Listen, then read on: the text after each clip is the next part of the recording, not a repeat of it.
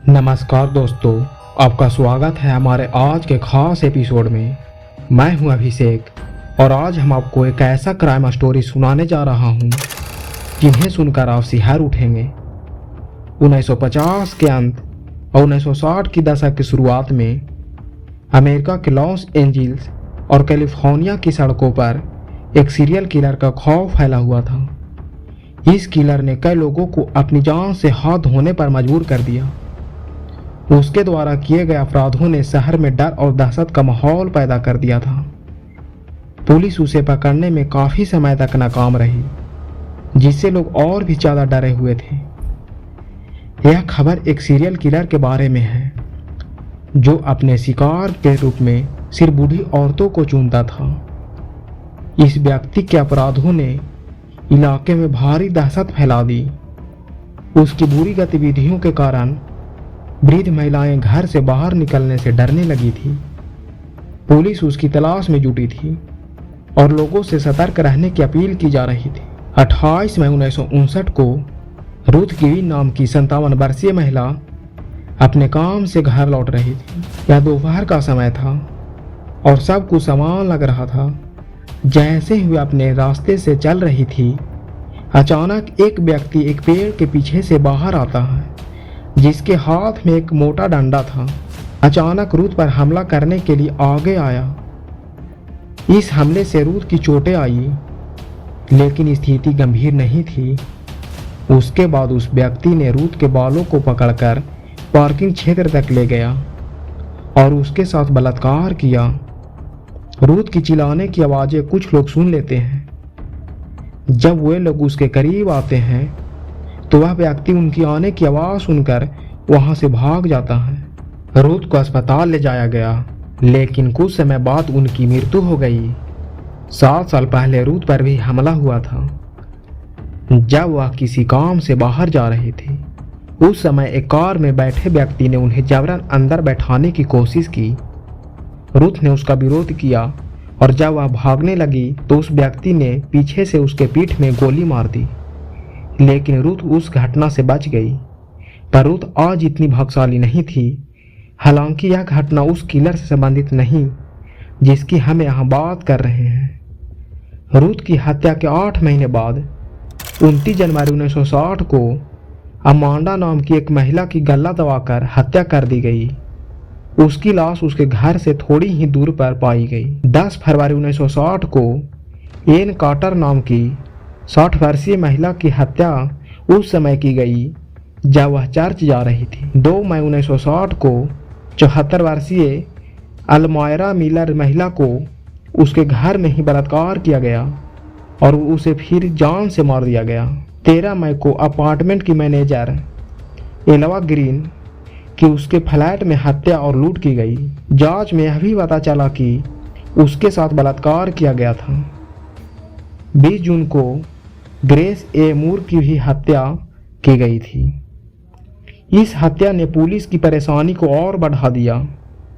यह स्पष्ट हो गया कि हत्यारा लगातार अपना निशाना बना रहा है और इस बार उसने केवल हत्या की बल्कि एक और घृणित अपराध किया। पुलिस ने फौरन जांच शुरू की, लेकिन उन्हें कोई ठोस सुराग नहीं मिला। पड़ोसियों से पूछताछ की गई, लेकिन कोई भी कुछ खास जानकारी नहीं दे सका। ऐसा प्रतीत होता था कि हत्यारा बहुत चालाक था और उसने अपने पैरों के निशान भी मिटा दिए थे। जैसे जैसे जांच आगे बढ़ी, पुलिस ने फैसला किया कि उन्हें एक नया दृष्टिकोण अपनाने की जरूरत है। वे सार्वजनिक रूप से इस मामले की जानकारी देने लगे ताकि कोई भी व्यक्ति जो कुछ भी जानता हो सामने आ सके। इसके अलावा उन्होंने स्थानीय समाचार पत्रों में विज्ञापन देकर लोगों को जानकारी साझा करने के लिए प्रेरित किया। अब सवाल यह था कि क्या यह प्रयास उन्हें हत्यारे के करीब ला सकेगा, लेकिन इसी बीच हत्यारे ने एक और घिनौना हरकत कर दिया। 26 जून 1960 को एक और हत्या हुई।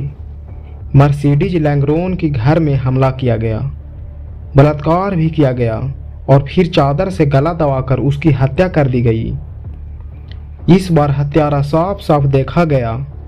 मर्सिडीज के दोस्त और उनके रूम पार्टनर एडेला विलियम्स जब काम खत्म करके घर आई तो उसने अपने अपार्टमेंट से बाहर जाते हुए एक व्यक्ति को देखा। वह व्यक्ति एक अश्वेत था जिसकी ऊंचाई लगभग 6 फीट थी और वजन करीब 70 केजी था।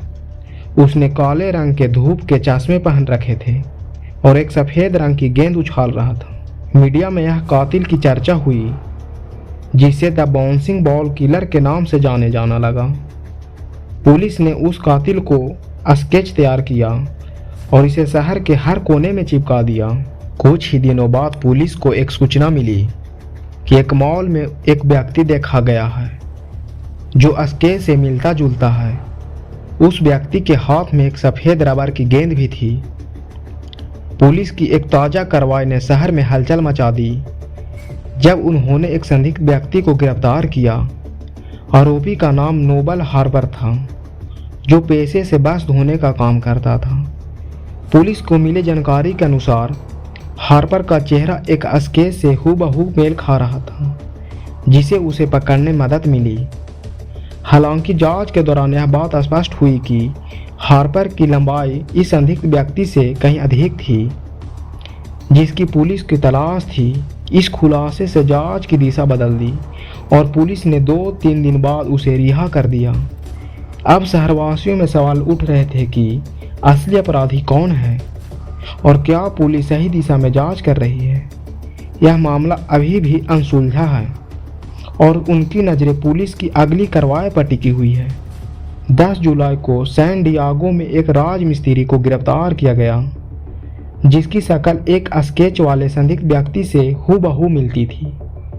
इसके अलावा उसके जूते भी उस व्यक्ति से मेल खा रहे थे जिसके बारे में एडेला विलियम ने पुलिस की जानकारी दी थी। हालांकि पुलिस ने इस व्यक्ति के खिलाफ कोई ठोस सबूत नहीं जुटाए जिसके कारण उसे तुरंत रिहा करना पड़ा। मामले की जांच जारी है लेकिन पुलिस को अभी भी कोई निर्णायक प्रमाण नहीं मिला। इस घटना ने स्थानीय समुदाय में चिंता पैदा कर दी और लोग उम्मीद कर रहे हैं कि जल्द ही जल्द जानकारी सामने आएगी। पुलिस जिस सीरियल किलर को खोज रही थी वह अभी भी उसके गिरफ्त से बाहर था। संदेह के आधार पर कुछ और व्यक्तियों को गिरफ्तार किया गया लेकिन ठोस सबूतों की कमी से उन्हें छोड़ना पड़ा। जैसे जैसे समय बीतता गया हत्याओं की संख्या घटती गई और इस खौफनाक किलर का नाम लोगों के यादों से धुंधलाने लगा। लेकिन आज भी एक अनसुलझा रहस्य बना हुआ है। द बाउंसिंग बॉल किलर आखिर कौन था? इस किलर ने शहर में आंतक का एक नया अध्याय लिखा था जिसकी गूंज अभी भी कानों में गूंजती है। क्या वह कहीं छिपा है या फिर कोई ऐसा है जो उसके रहस्य को जानता हो? इस गुत्थी को सुलझाने के लिए पुलिस की कोशिश जारी है लेकिन क्या कभी इस किलर का पर्दाफाश कर पाएगी? समय के साथ यह रहस्य और भी गहरा होता जा रहा है।